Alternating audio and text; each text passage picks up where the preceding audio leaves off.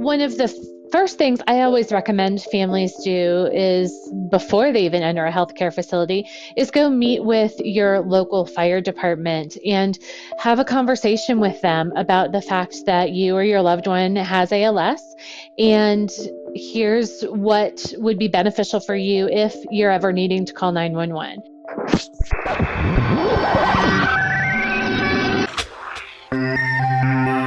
Hello, everyone, and thanks for tuning in to another episode of Connecting ALS. My name is Mike Stevenson, and I'm here with my co-host, Jeremy Holden. And Jeremy, it's the second full week in March.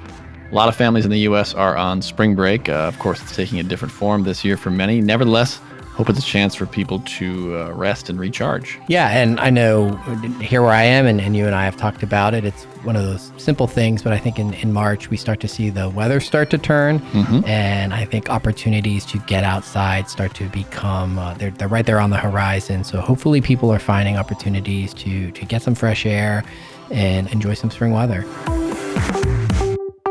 Sunshine and warmer weather are always welcome. In addition to it being spring break, the second week in March also means Patient Safety Awareness Week. And we've lined up two excellent guests on separate but related topics. We spoke to Leslie Ryan with the ALS Association about considerations for patient safety and how families living with ALS can be proactive in hospital environments. Then I had the chance to connect with Lauren Brown, a nurse coordinator at the Providence ALS Clinic in Portland, about the role she plays in a multidisciplinary setting. And as is often the case, Jeremy, we learned a lot from both of our guests. Yeah, you mentioned Patient Safety Week, and it was fascinating to hear from Leslie the almost dual role of educating healthcare providers about some of the unique challenges that people with ALS face and how to factor that into their care.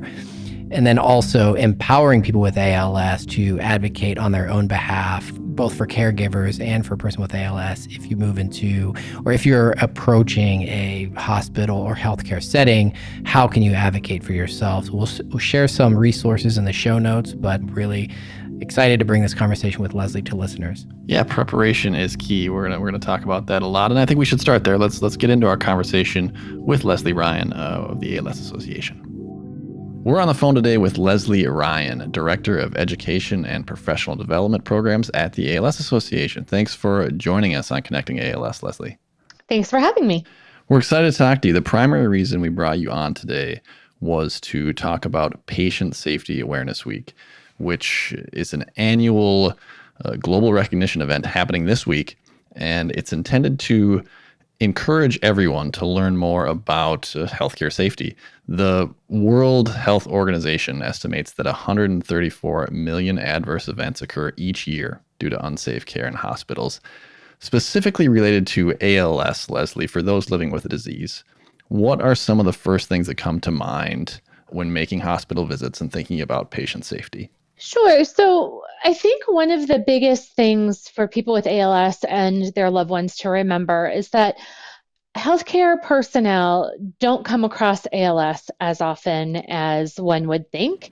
Emergency personnel don't either. And so I think the thing to always keep in mind is needing to remember to do ongoing education. And as much as we as an organization would love to say, we have educated every emergency room personnel across the country or every hospital employee or every paramedic, that's just not realistic. And so remembering to educate them in the moment and do some work ahead of time will really help their experience when there is an emergency or they do need to go to the hospital for any reason. Yeah, and so think about the infrequency with which certain healthcare providers are going to encounter a person with ALS, and then magnify that over other conditions that might be novel, that might not be something that an EMT or someone encounters every day.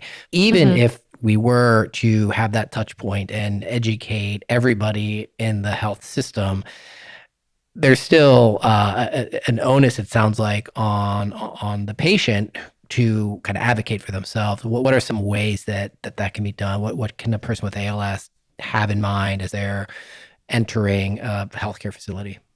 Sure.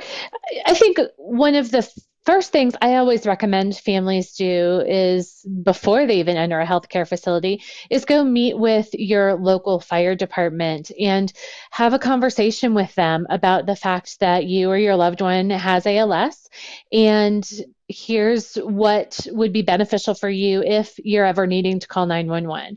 They all have systems that then they can flag that at your address there is someone living with ALS. And so maybe you ask them to flag not to use oxygen if there's trouble breathing, because it's more of a diaphragm weakness issue than a needing oxygen issue. And so use an ambu bag and, help them breathe that way, right? So you can have that conversation ahead of time so that the emergency personnel can have it on file, that if if there is an emergency and they come to the house, this person with ALS lives there, and here are their needs, and here's their current, status and level of function. This is also really important for if a caregiver has an emergency. We many times focus on the person with ALS, but our caregivers can have health emergencies as well. Mm. And so having our emergency personnel understand that if 911 is called and it's the caregiver maybe having some sort of a challenge, that they know that there's someone in the house that will also need some care, and to make sure that that person is set up with a caregiver, neighbor or a friend or whomever, to come in and provide some extra support. And then once you've gotten to the hospital, whether that's you going on your own or by calling 911, asking to go or choosing to go to the hospital where your ALS clinic is located, if that is something that you're able to do, is always very beneficial, because that means there are at least hospital personnel who will know you and know ALS. If not, making sure you do notify your clinic team as to where you're at, so that they can, your ALS neurologist and even your nurse coordinator can be in touch and help with directing some of the care if and when appropriate. And also being prepared with a letter from your neurologist that allows your caregiver to be in the room with you, especially in these COVID times, right, when caregivers may not be allowed in. A caregiver needs to be there if you have speech problems or if you need extra help with mobility and a nurse's aide can't get there fast enough. So having that letter from your neurologist explaining the benefit of having your caregiver with you can really go far. On top of that, having all of your medical information gathered and at the ready is extremely beneficial. And we have some great resources for that people living with ALS can get through our website or through their local chapter. We have a medical information packet that really helps organize all of the names and numbers of your doctors, all of your medications, dosages for those, any adaptive equipment that you use, allergies, all of that stuff that's really important to communicate, all in one folder. We also have some medical information cards that people can carry with them in their purse or their wallet that give a brief update of this information. We have something called the File of Life that can be put on the refrigerator and can it's a magnetic pouch and has all this information, right? So we have a lot of ways to keep this information organized and handy. The onus lies on the person living with ALS and their caregiver to keep it up to date. But again, we've got this information so that you can pass it over. And that goes back to educating then the people that you encounter when you go into the hospital, so that they know kind of where you're at and what your current status is and who they can call for questions if you're not available to answer them. Thanks for that wealth of information, Leslie. That's a great kind of overview of what's available and what people should be thinking about. I've met a number of individuals living with ALS who do carry info cards and information like you're referencing, and it really kind of gives them peace of mind in situations where they may end up requiring emergency medical attention. You talked about caregivers a little bit earlier. Are there specific caregiver resources available in this information packet that you referenced? I always encourage caregivers to fill out the information packet for themselves as well as the person living with ALS. Same thing with the File of Life, right?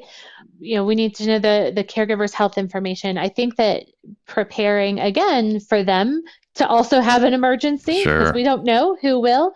I think that's extremely important. And so these materials, while they are branded to us and have some really great information that are pertinent to people living with ALS around, say, respiratory equipment or things like that, they can be used for our caregivers as well. Leslie, it strikes me one of the nice things about the resource guides, and we can share those resources in the show notes, but with those resources can help guide someone's thinking around the questions they should be asking or the potential pitfalls that may lie ahead. Earlier, you talked about oxygen and how the traditional approach that emergency response folks might use, oxygen might not be best in the instance of a person with ALS.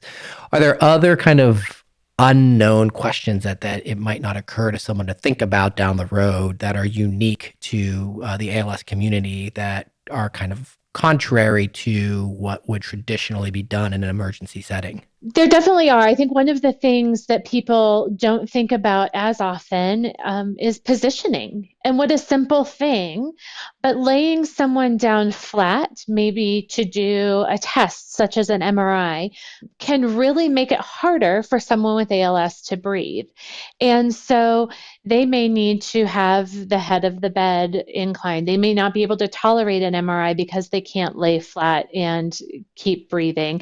Mm. And so thinking about things as simple as positioning are extremely important.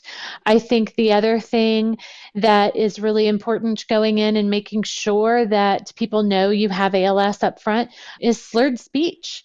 Because sometimes someone can come in with slurred speech, and depending on the frame of mind, for whomever is greeting that person at the door or wherever, is that the patient's under the influence of drugs or alcohol. Well, Mm. that's not the case, right? Is their slurred speech is because of their ALS. And so it goes back to that communicating about I have ALS from the very beginning. And here are my challenges. I have slurred speech, so I have a communication board with me or a communication device, and always bring a rapid access eye gaze board or some yes no system, something very simple for if your communication device isn't working or you forgot your charger. Always remember chargers for all of Hmm. your adaptive equipment, right?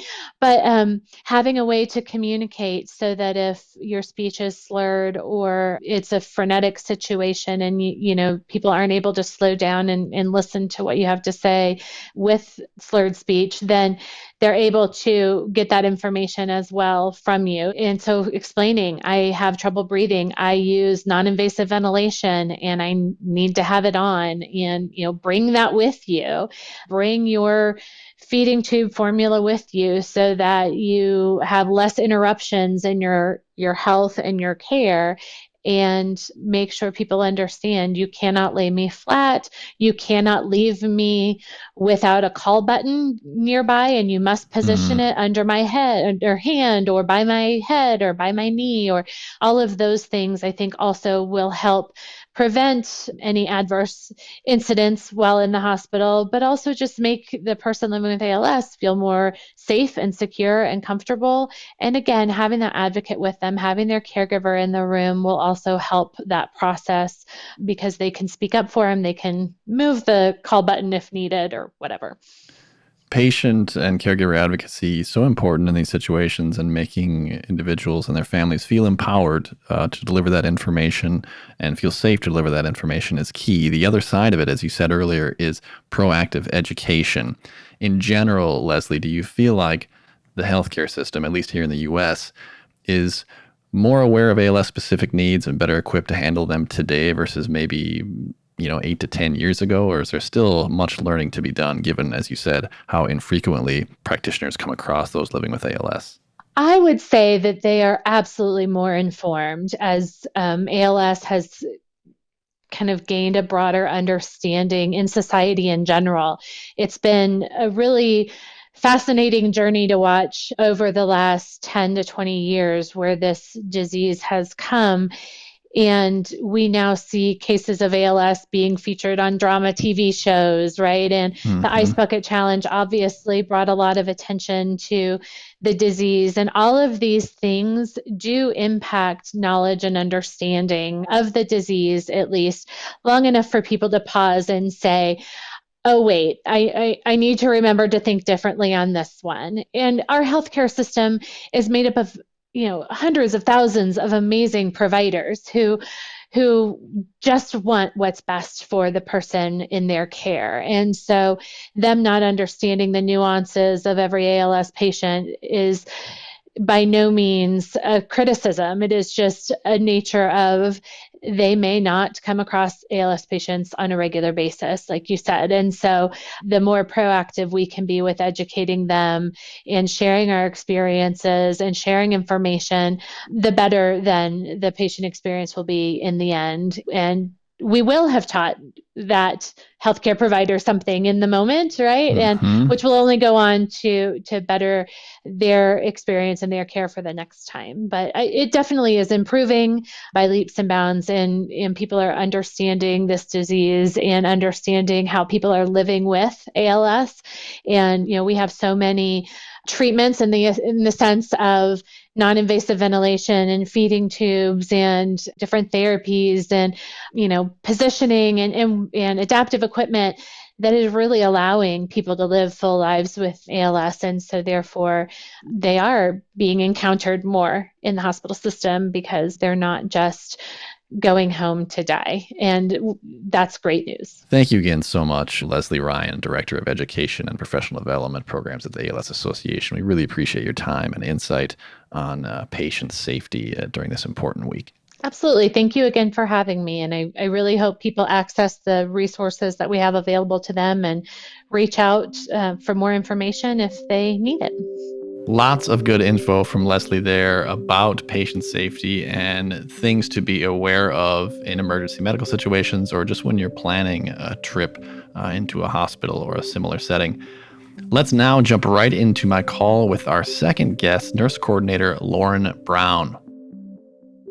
Today, I am connecting with Lauren Brown, an ALS nurse coordinator at the Providence ALS Center in Portland. Thanks for joining us on the podcast, Lauren. Thanks for having me. Absolutely. We wanted to talk to you because most who are familiar with ALS clinics and how they operate can attest to the critical role that nurse coordinators and practitioners play in those environments. And we're going to cover that.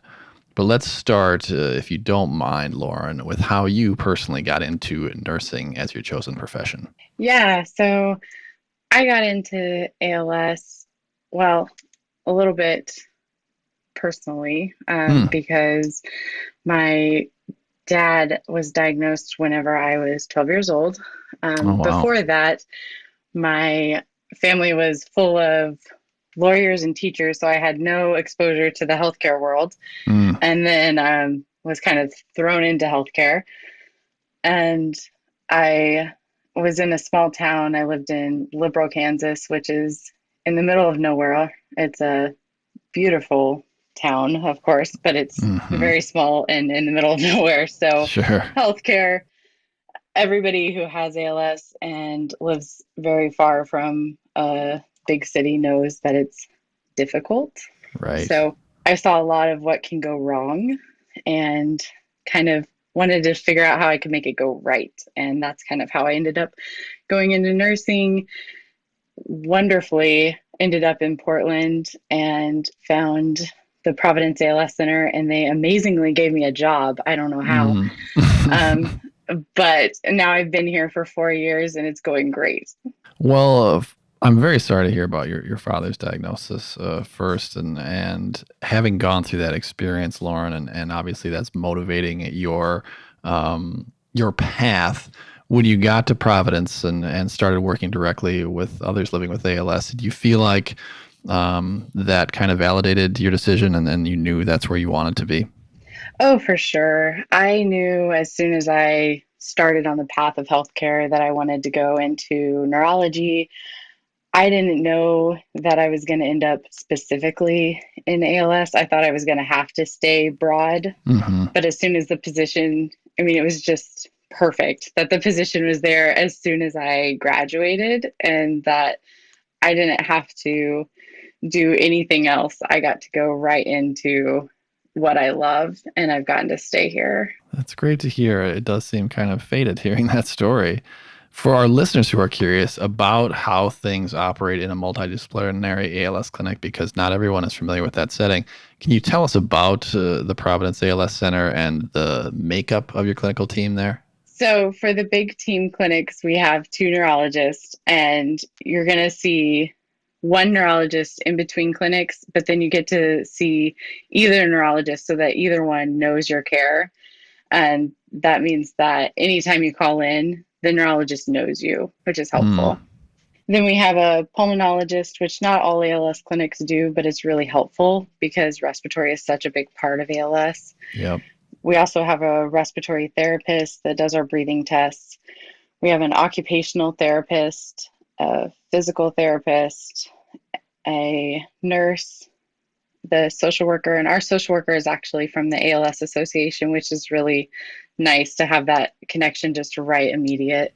We Sure. don't have to find the we don't have to bring in the ALS Association later. It's just right there. And then we also have a registered dietitian.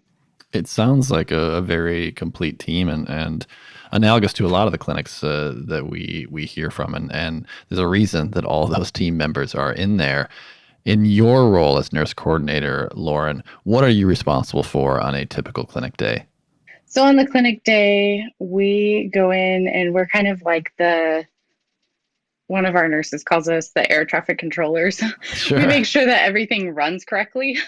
Yep. um, we also do the ALS functional rating scale with the patients, which is the ALS FRS, and Hmm. make sure that that gets done every clinic so that we can track the progression and also see how they're functioning on that day, both.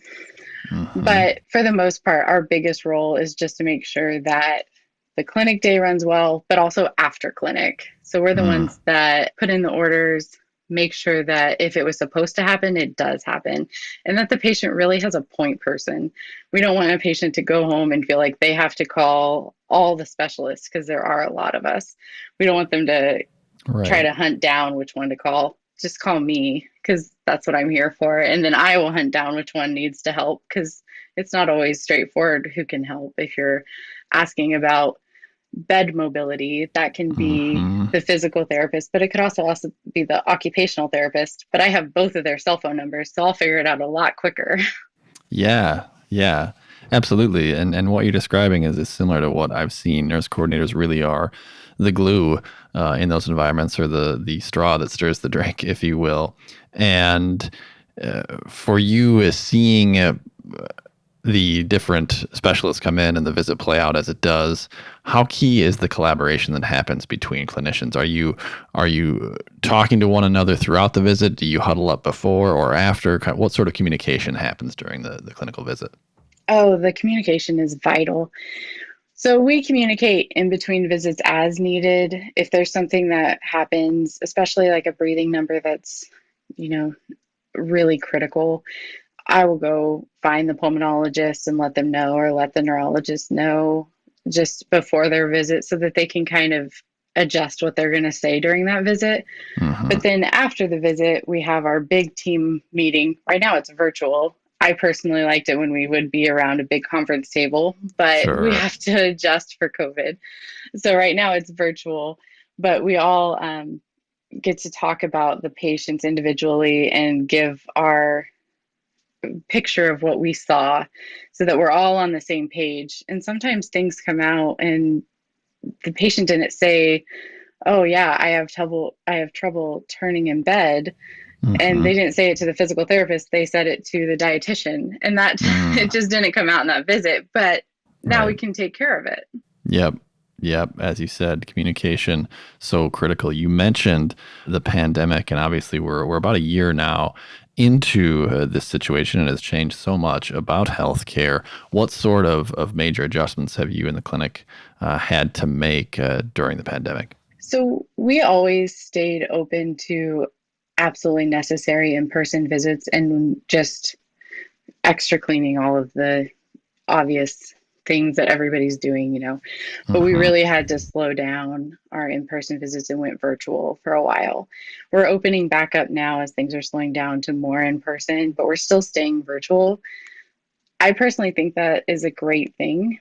I think Hmm. that's something that the pandemic gave us. coming from a previous ALS caregiver that lived in the middle of nowhere, it's amazing because my dad would have to travel so far, hours. I mean, I think it was 8 to 9 hours that he had to travel to get to an Wow. ALS clinic. Yeah. And it was just not doable whenever he got really sick. As soon as he started falling, he stopped going and he didn't get the care he needed. And that's true for our patients too. And so I'm seeing patients that didn't get care for years getting care, and their outcomes are going to be so much better now. They're getting equipment that they didn't get before. They're getting home health now because we have that access. So the pandemic is terrible. Definitely not saying anything about that, but it did Right. give us this one bright point where we have these virtual visits. Yeah, something of a silver lining, and I think many are hopeful that elements of those telehealth visits will carry forward for the exact reasons you outlined, and particularly for folks who are living in rural areas that maybe don't have easy access to a clinic, still being able to meet with all the specialists, get the complete care that they're searching for. That's a big win for everyone. Yeah, we were actually able to do virtual ALS clinics. So the full team is able to see Oh, wow. certain patients, which is so helpful for patients. We have patients in Alaska that are getting a full ALS clinic team without having to leave their state, which is amazing since to come to Oregon, you have to quarantine, or it's suggested quarantine for 14 Right. days, which isn't possible for coming to an appointment. Right. Lauren, this has been really helpful. Thank you for so much background on your role and how things go in an ALS clinic. My last question for you is for anyone who maybe is on the fence about attending a multidisciplinary clinic. There are reasons that folks are unsure about that environment, and some of them you've already covered in terms of traveling great distances or not having access. And some folks do have concerns too, just about the length of clinical visits, that sort of thing. What would you say to someone who's maybe on the fence about going to a clinic like yours, and to encourage them that may be the best route for them? I would say try it once. That's what I always tell my patients. Try it one time, come to an in-person clinic one time, and just try the full team. If you can't make it for the full team, because I know it's a lot, we can reduce it down to your needs if absolutely necessary, but you'll see the difference. And there's so much data out there that shows the difference, but who cares about numbers? You're going to feel the difference after the end. And after hearing all these people that care so much and know so much about ALS because they've been doing it for so many years and so much knowledge, you're going to feel different. And their focus is quality of life and making everything easier for you. That's a great endorsement from someone who knows, from someone who is in that setting every single day. Lauren, thank you again so much for your time today and for this in-depth look at nurse coordinators and their role in ALS clinics. We really appreciate your expertise. Yeah, thank you so much for having me. Well, two great conversations this week, Mike. I was always excited to hear from Leslie Ryan, and your conversation with Lauren was timely as tomorrow, Friday, is Certified Nurses Day. So a good time to sit back and reflect on the critical role that nurses play in the clinical setting and in our healthcare system more generally. Very much a year to celebrate nurses and the really important work they do. And as Lauren talked about, their presence in ALS clinics is critical. That will conclude our show for this week. Be sure to follow this podcast at connectingals.org or wherever you listen. And if you're willing to leave a quick review for us on your favorite podcast service, we would love that as well. You can also follow us on Facebook and Twitter for all of the latest content. This episode was produced by Garrett Tiedemann of the ALS Association's Minnesota, North Dakota, South Dakota chapter. Thank you all for listening. We'll connect with you again soon.